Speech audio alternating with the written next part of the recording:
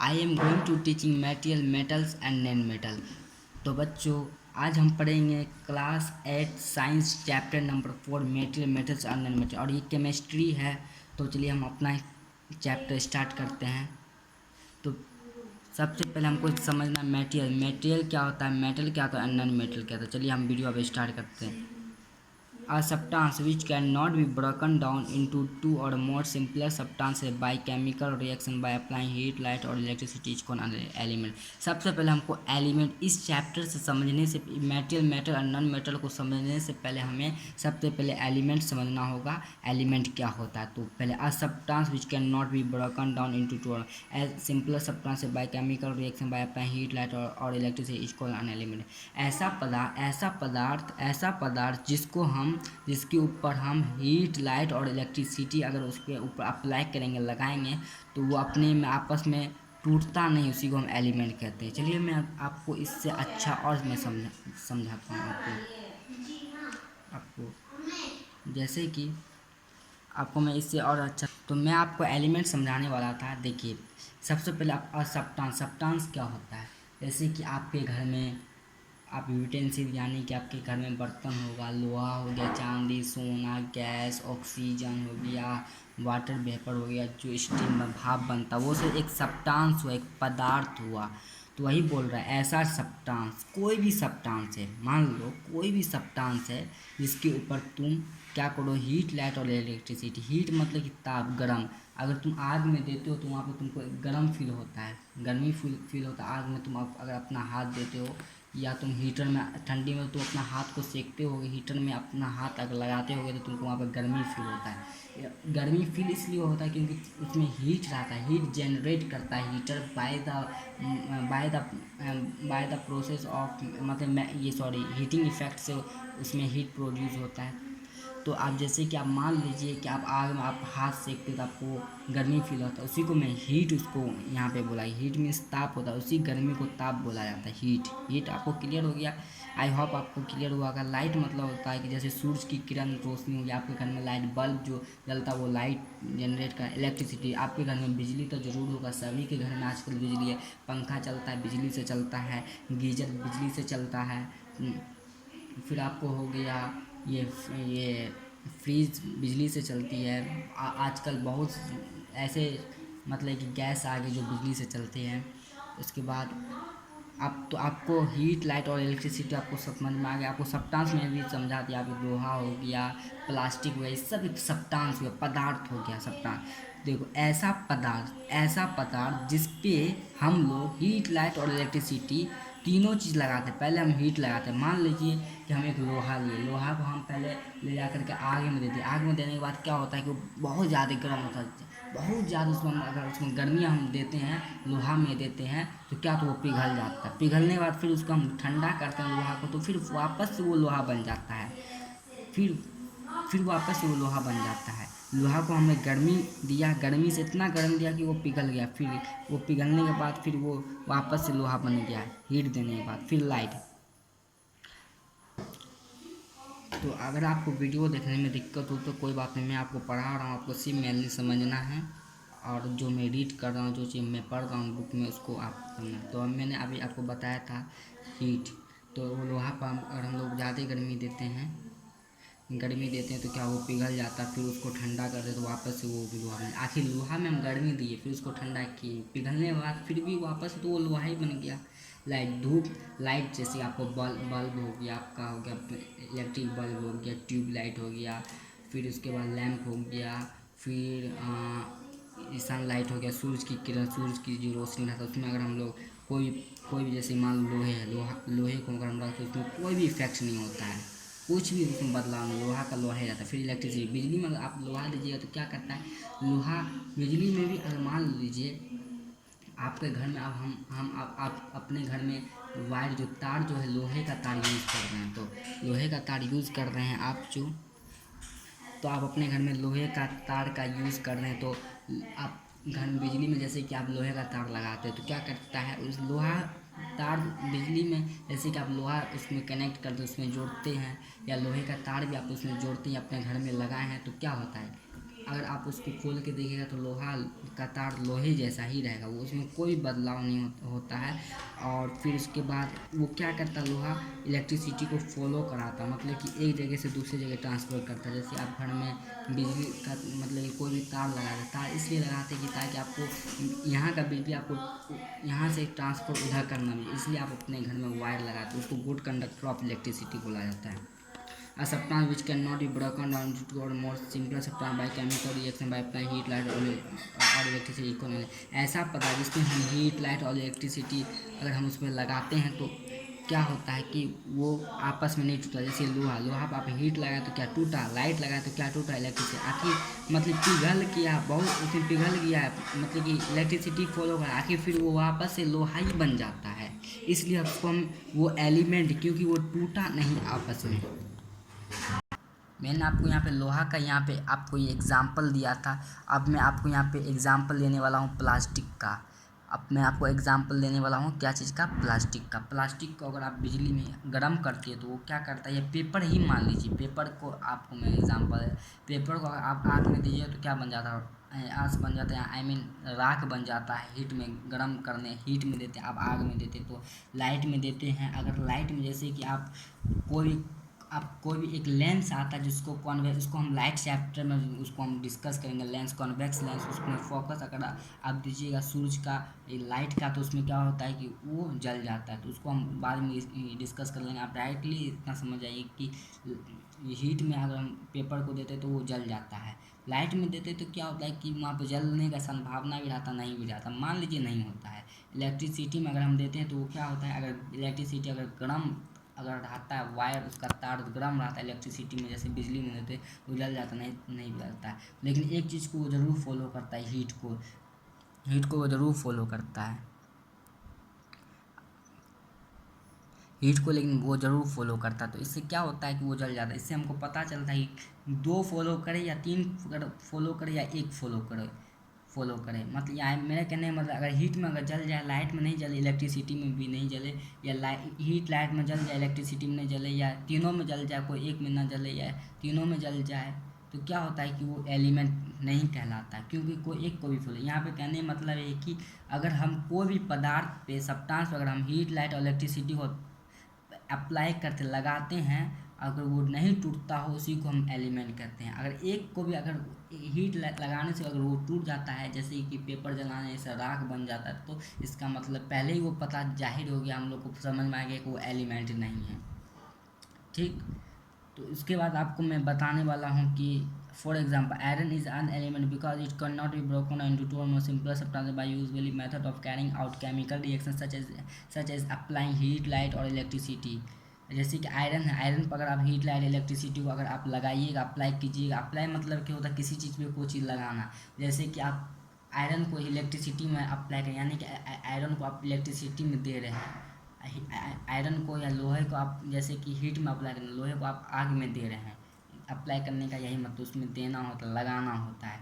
तो अगर आप ये सब लगाइएगा तो लोहा आपस में नहीं टूटता, इससे पता चलता है कि वो एलिमेंट। प्लीज़ नोट, कृपया ध्यान देता है एलिमेंट देम से देखो, एलिमेंट जो खुद में सिंपल सब्सटेंस, सिंपल कोई चीज़ सिंपल में आप कितनों भी कुछ कीजिए सिंपल ही रह जाता है।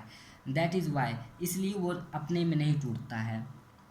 सब लोग द एग्जाम्पल ऑफ, देखिए एग्जाम्पल ये बहुत इंपॉर्टेंट है फॉर द एग्जामिनेशन। आप लिख लीजिएगा सबसे पहले आप यहाँ सबसे पहले आप क्या कीजिएगा कि some of the example of element का एग्जाम्पल है जो हाइड्रोजन, हीलियम, हाइड्रोजन ये हो गया, हीलियम, कार्बन हो गया, nitrogen, oxygen, sulphur, phosphorus, silicon, chlorine, bromine, iodine, sodium, potassium. फिर आपको हो गया पोटासियम के बाद मैग्नीशियम, ये मैग्नीशियम होगा MAGNESIUM, magnesium, calcium, aluminium, iron, zinc, copper, silver, gold and mercury. ये सब क्या ये सब क्या एलिमेंट है। अगर इस पर आप हीट, लाइट और इलेक्ट्रिसिटी लगाएगा, फिर अगर इसमें कोई इफेक्ट होता भी फिर वापस से वही चीज़ बन जा रहा है। जैसे कि आयरन है, कॉपर में हीट, लाइट, इलेक्ट्रिसिटी उसमें अगर आप अप्लाई कीजिएगा, लगाएगा, तो अगर उस पर कोई इफेक्ट होता ही है तो फिर से वो आयरन, कॉपर ही बन जाता है। इस सब जितना भी मैंने आपको बताया, हाइड्रोजन, हीलियम, ये सब बताया आपको। तो आई होप आपको समझ में आ रहा होगा video. Every element is every element is represented by symbol, और जितना भी एलिमेंट सबको सिंबल, सिंबल मतलब एक चिन्ह होता है, एक शॉर्टकट नेम, जैसे कि डॉक्टर का DOCTO और DOCTO डॉक्टर होता है, उसको हम शॉर्टकट में DR लिख देते हैं। वैसे एलिमेंट का भी एक अपना शॉर्टकट नाम होता है जिसको सिंबल बोला जाता है। All the element have separate symbol, सबका एलिमेंट का अलग अलग symbol. No two element can have the symbol, कोई भी एलिमेंट का सेम सिंबल, अगर जैसे कि आयरन का होता है, जैसे कि कॉपर का CU होता है, हाइड्रोजन का H होता है, CU और H। जैसे कि आप मान लीजिए कि कॉपर है, कॉपर का होता है CU सिंबल, और ये हाइड्रोजन का होता है H सिंबल। ये सब एलिमेंट है। मान लीजिए अगर हाइड्रोजन का भी H हो, कॉपर का भी H हो, तो क्या आप समझ में आइएगा कौन सा हाइड्रोजन कौन सा कॉपर, इसलिए सबका अलग अलग अलग रहता है। जैसे कि हाइड्रोजन का H अलग है, फिर कॉपर का CU अलग है, डिफरेंस है इस वजह से। A symbol is the short way to the right element. A symbol जो है एलिमेंट को, कोई भी एलिमेंट को शॉर्टकट में लिखा जाता है। मैंने आपको एलिमेंट का एग्जांपल दिया होगा, आप वीडियो को फिर से देख सकते हैं। हाइड्रोजन, हीलियम, कार्बन से लेकर के मैंने आपको लास्ट में बताया था गोल्ड एंड मर्क्यूरी, आप देख सकते हैं, इसको आप याद कर लीजिएगा। फॉर एग्जाम्पल असेंबल और फॉर एग्जाम्पल जैसे कि हाइड्रोजन, देखिए हाइड्रोजन का सिंबल होता है H, हाइड्रोजन का सिंबल होता है H, जबकि मैग्नीशियम का सिंबल होता है Mg। देखिए डिफरेंस है, इस वजह से डिफरेंस है कि ताकि दोनों मतलब कि एक जैसा रहेगा तो पता नहीं चलेगा हाइड्रोजन कौन है मैग्नीशियम कौन है। The symbol of an element also represented, the symbol of an element also represented one atom. जितना भी सिंबल, जैसे Mg है, Mg को वन एटम से उसको दिया। एटम क्या होता है मैं आपको समझाता हूँ, इतना समझ लीजिए आप कि जितना भी एलिमेंट सबको एटम पे उसको, जैसे कि Mg अगर लिखा हो समझ लीजिए उसमें एक ही एटम है of that element. We will discuss the symbol of element in detail in higher. आप सिंबल ऑफ एलिमेंट का जो चिन्ह होता है उसको आप अपने हायर क्लास में इसको पढ़ेगा। एटम मैंने बताया था क्या होता है, smallest particle of an element square. देखिए स्मॉल एलिमेंट का सबसे छोटा पार्टिकल वो एलिमेंट कहलाता, सॉरी सब एटम का सब एलिमेंट का सबसे छोटा पार्ट को एटम कहा जाता है, एलिमेंट का सबसे छोटा पार्ट। जैसे आपको हो गया ये आयरन हो गया, आयरन का सब जिससे आयरन बना है, आयरन एलिमेंट है, आयरन एलिमेंट जिससे बना है उसको एटम बोला जाता है। बहुत छोटा कण होता है, समझे। आयरन भी तो आखिर कुछ ना कुछ, जैसे कि घर है, घर में एक घर इतना बड़ा क्या चीज़ से बनता है, ईटा से बनता है। हमको पता है घर ईटा से बनता है, लेकिन वैसे अब लोहा किससे बना है, हाइड्रोजन किससे, एलिमेंट किससे बना है, वो एटम से बना है। तो देखिए घर इतना बड़ा रहता तो इतना बड़ा ईटा लगता है। आप सोच ही सकते हैं कि एक लोहा, छोटा लोहा में या बड़ा लोहा, जितना भी बड़ा लोहा उसका एटम, उसका ईटा, मान लीजिए कि उसका ईटा कितना बड़ा होगा, इसका एटम कितना, उसका ईटा हम नहीं बोल सकते, उसको हम ईट नहीं बोल सकते, उसको ब्रिक्स उसको हम नहीं बोल सकते, उसको हम एटम बोलेंगे एलिमेंट का, जिससे एलिमेंट बना है। A sample of element contain one kind of atom. जैसे कि हर अलग अलग, जैसे कि एलिमेंट तो बहुत तरीके का है, जैसे हाइड्रोजन है, हीलियम है, कार्बन है, नाइट्रोजन है, फॉस्फोरस है, iron, zinc, silver, gold, platinum, chromium, sodium, potassium, magnesium, तो बहुत है। लेकिन मैंने आपको एग्जांपल दिया तो उसको आप देख सकते हैं एलिमेंट। लेकिन सब एलिमेंट है अलग अलग प्रकार के, अलग अलग काइंड के, अलग अलग प्रकार के एटम से बना हुआ। They are many type of atom. जैसे कि आयरन है, आयरन आप कौन से एटम से बना होगा, वो आयरन एटम से बना हुआ। कॉपर कौन से एटम से बना होगा, कॉपर एटम। जैसे कि for example sulphur element is made of only sulphur atom, sulphur element जो सल्फर एटम से बना हुआ। जबकि iron element is made of only one iron atom, जबकि आयरन एटम जो है किससे बना हुआ है, आयरन जो है मेटल जो किससे बना, सॉरी ये आयरन एलिमेंट जो किससे बना हुआ, आयरन एटम से। आयरन एलिमेंट किससे बना हुआ, आयरन एटम से। सब एलिमेंट का अलग अलग एटम होता है, लेकिन सबसे छोटा पार्टिकल, सबसे छोटा कण जो होता है एलिमेंट का, जिससे एलिमेंट बना है, उसी को हम लोग एटम कहते हैं। आई होप आपको वीडियो समझ में आ रहा होगा। दे आर, आप इतना ध्यान रखें, they are only 92 occurring element known as 2%। हमारे इस दुनिया में 92, 92, मेरा कहने का मतलब 92 ये एलिमेंट प्रजेंट है इस दुनिया में। 92 टोटल, 92 एलिमेंट हमारे यहाँ पे प्रजेंट है टोटल। आप इसको याद कर लीजिए। A substance which can not be broken into two और more simple substance by chemical reaction by applying heat light और electricity is called an element. आप इसको याद कर लीजिए, बहुत वीवीआई क्वेश्चन है, आपको ये बहुत आगे तक काम देगा। ठीक, तो आपके एग्जाम में भी आ सकता है ये क्वेश्चन, सो इसलिए आप इसको ज़रूर याद कर लीजिए। तो बच्चों अब हम स्टार्ट करेंगे metal and non metal on the basis of their properties. All the element can be divided into two main group. तो जितने भी एलिमेंट है, जितने भी एलिमेंट मैंने आपको समझाया था, अगर नहीं समझ में आया हो तो फिर से आप रिवाइज करिए, क्योंकि इतना इतना सिंपल में आपको कोई भी नहीं समझाने वाला है, इसलिए आप इसको पहले आप इसको रिवाइज कर लीजिए। मुझे मतलब कि सिलेबस को भी देखना है, सो इसलिए आप पीछे वीडियो को देख करके आप पढ़ सकते हैं। चलिए हम start. On the basis of the property all the element can be divided into two. देखिए, हम एलिमेंट को दो ग्रुप में उसको डिवाइड किया गया है, मेटल एंड नॉन मेटल। यानी कि एलिमेंट का दो प्रकार होते हैं, दो टाइप होते हैं, मेटल एंड नॉन मेटल। ठीक है, मेटल का एग्जांपल देखिए, iron copper and aluminium are the example of metal. Iron copper and aluminium जो है, ये सब आयरन लोहा, कॉपर तांबा एंड एल्यूमिनियम, तो एल्यूमिनियम ही है। ये सब से बर्तन ये सब बनता होगा, आपके घर में स्टील का होगा, ये सब आप घर में बर्तन होगा, गिलास होगा स्टील का, सोना का होगा, आपके मतलब कि आपकी मम्मी वगैरह सब सोना की ये सब पहनती होगी, तो वो सब मेटल हो गया। जबकि कार्बन ऑक्सीजन तो हम लोग लेते हैं, कार्बन हो गया, कार्बन डाइऑक्साइड हो गया, सल्फर हो गया, are the example of non metal. ये सब एग्जाम्पल हो गया नॉन मेटल का। तो